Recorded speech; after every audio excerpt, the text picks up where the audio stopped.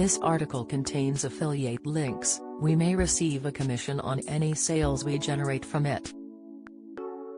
Learn more. Piers Morgan, 57, spoke out to shame Meghan Markle, 40, after it emerged that the two children she shares with Prince Harry, Archie, and Lilibet, will now become his and Her Royal Highness.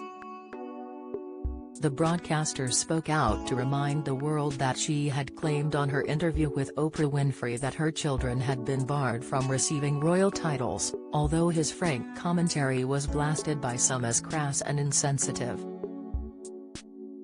Reminder: Princess Pinocchio told the world on Oprah that her son was barred from being a prince because of his skin color, Piers exclaimed to his almost 8 million followers. However, at Dave 43 Law then hit back with his own retort, swiping, "Reminder, her husband has just lost his grandmother, today is a day to shelve the one-dimensional view you hold somewhere the sun don't shine." Archie and Lilibet were not immediately entitled to royal titles, due to their relatively distant status as the Queen's great-grandchildren. However, King Charles III has been crowned following her death, and Meghan's children will both now be granted Royal Highness titles and be Prince and Princess. This is due to rules set out by George V in 1917, declaring that the grandchildren of an existing monarch have the right to titles. Yet Meghan claimed during her Oprah Winfrey interview that it was racism preventing them from gaining regal status. She claimed that an unnamed mystery member of the royal family had concerns and conversations about how dark his skin might be when he was born, something which was then relayed to her by Harry. Meghan then added that conversations took place while she was pregnant with son Archie about possibly changing the convention when Charles reached the throne, so that she was no longer entitled. She continued that her concern had not been the title itself, but her family's right to receive police protection as public figures in the spotlight. Harry and Meghan also astonished the world when they cast aside tradition and opted not to name first child Archie with any name used in the royal family previously. Bookies had been expecting more conventional name choices, with a nod to royal predecessors, to be in the running, with high odds on the likes of Arthur, Edward, and Philip. However, Archie and middle name Harrison have not appeared as royal names on any date between 1066 and the arrival of Meghan's son.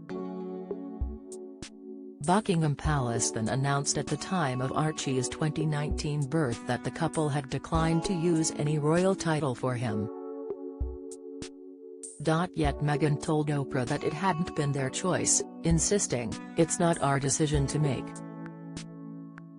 She and Harry then renounced their Royal Highness titles the following year when they officially left the firm to live in California and become financially independent. Meghan's podcast Archetypes sailed to the top of the charts as millions tuned in to find out her views on feminism and female ambition.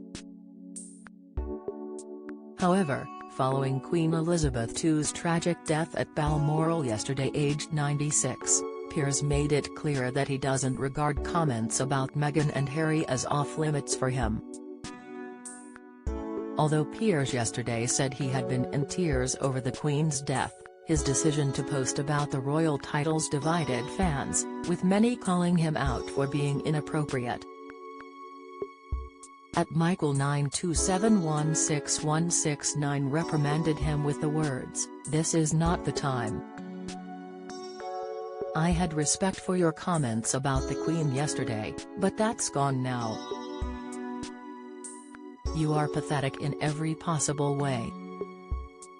@CharlesMorgan13 concurred, adding, "Thought your coverage yesterday was extremely heartfelt and poignant, but even at this moment in time you just can't keep quiet on this and can't resist having a dig."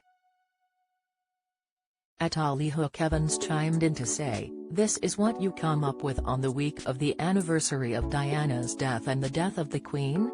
His mother and grandmother, great-grandmother to his children. You have no shame.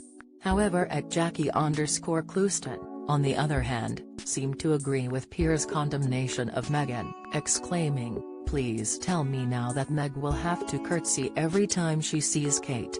Icing on the cake that,